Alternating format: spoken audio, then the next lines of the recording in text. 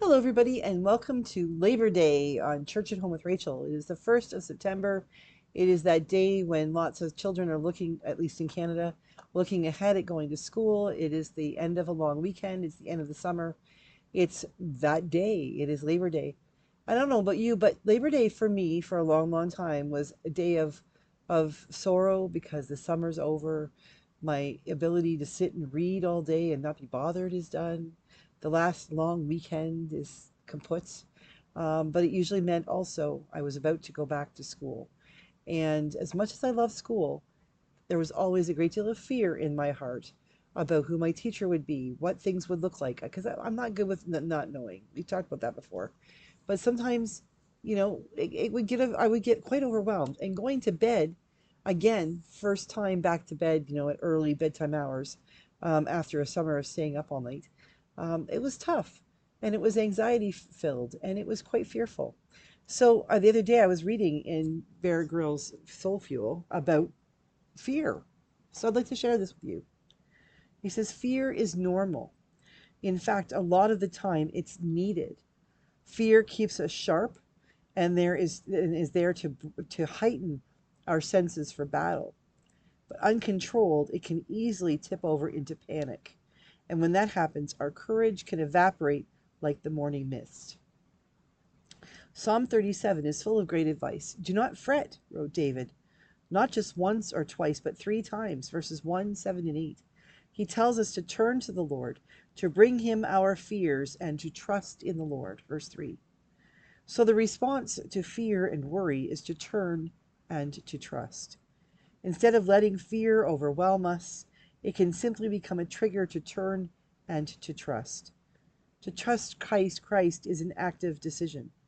It involves choosing to calm our thoughts, to slow our breathing, and to look to him. To trust takes courage, but it is the opposite of fear and panic. Be still before the Lord, wrote David, and wait patiently for him. Verse 7. Being actively still. That's a cool concept. The presence of God brings calm and vanquishes fear. The good drowns out the bad, the light drives away the dark, and quiet confidence replaces panicked fear. That's the way through fear. I love that. And when I read that, I can think back on kindergarten and grade 1 and grade 2 and 3 and 4, all the way up till I was probably a teenager when fear just took over for a few years. Remembering being scared that first day of class, heading to a new school, we did that a lot. Going to a new classroom, always a new classroom. Most of the time was a new teacher. Sometimes it was with new kids, either because I was new or other kids were new, or I was in a different classroom than it was the year before. And there was all this unknowing. I was not a popular kid. I was not the prettiest or the smartest or any of the S's that would say that I would be an automatic in for anything. I was that middle of the road kid. The only thing I had going for me as far as standing out was the fact that I stood out. I was taller than everyone else. I am almost 5'10", and I was that height by about grade 6. Didn't get much taller after that. And so I stood out, and then they did class pictures, or if they sat us by height, then I was always at the back. And my last name was Walker, so if we were sitting alphabetically, I was always at the back as well. But I was scared of everything, and I would go off to school and I'd be terrified.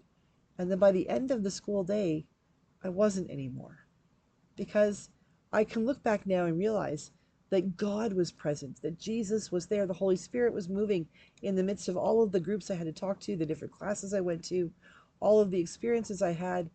The Spirit was there, and the truth is that, like 99% of the students, they were as scared as I was, because they were going through all the same things as I was.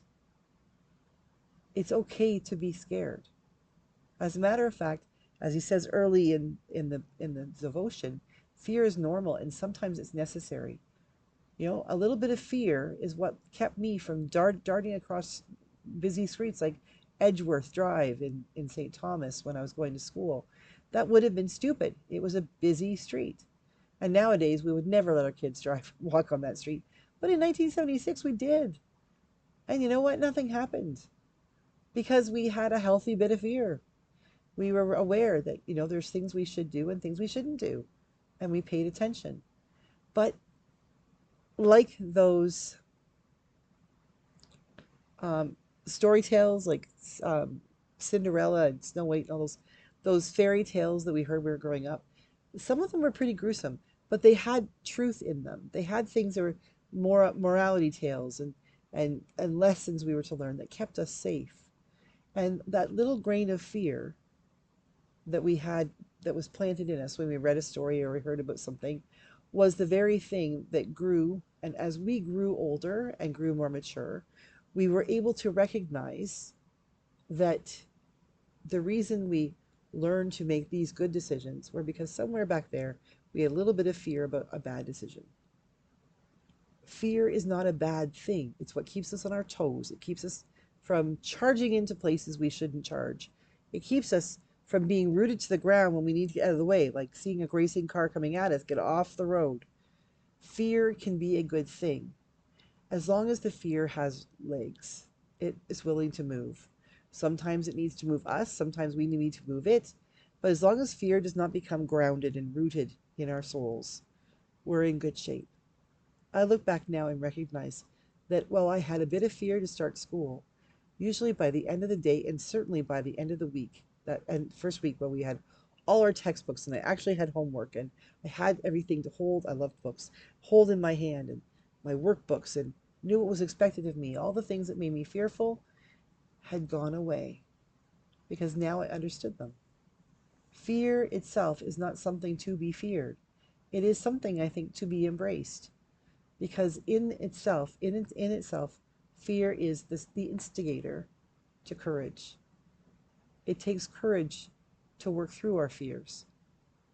And if we allow ourselves not to panic, not to become rooted in the fear, but to step out in faith that that fear has given us things we need to think about, but to encourage us to keep moving on and keep going, we can enjoy the world we have been blessed to live in.